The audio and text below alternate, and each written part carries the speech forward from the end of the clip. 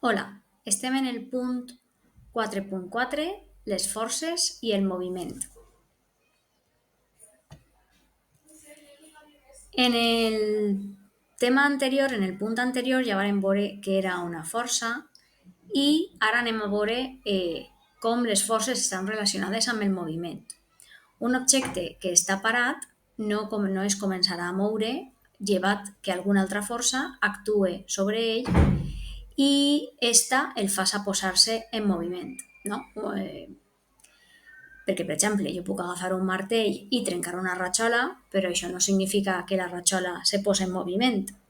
En canvi, si n'hi ha un baló en terra aturat i jo li pegue una patada, el baló es posarà en moviment. És a dir, que no totes les forces tenen per què posar un objecte en moviment, encara que moltes sí, o les que anem a parlar avui sí que són aquest tipus de forces, les que posen objectes en moviment. Una vegada el cos es posa en moviment o l'objecte es posa en moviment, aquest seguirà movent-se encara que ja ningú l'espente fins que al final alguna força el pare. Esta pot ser una força voluntària, doncs quan per exemple ve un baló cap a mi i jo l'ature amb les meues mans o amb el meu cos, o quan estic saltant a la corda es mou mentre jo salte i menege les mans, però en el moment pare la corda també s'atura.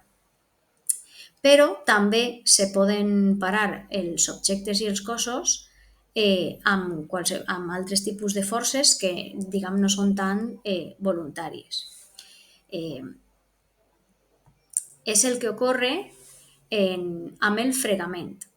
En moltes ocasions, un objecte es pot aturar, encara que ningú el detinga. Per exemple, un baló rodant per terra.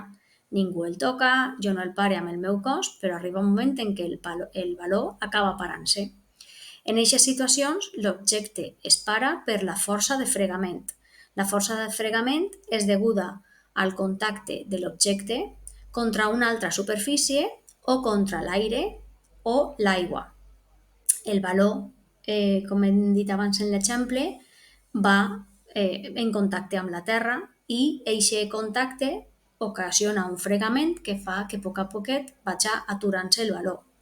O si, per exemple, jo tiro un avió de paper, en un principi l'avió de paper va volant per l'aire, però al final l'aire fa que, i la força de la gravetat fa que s'ature i al final després caiga a terra.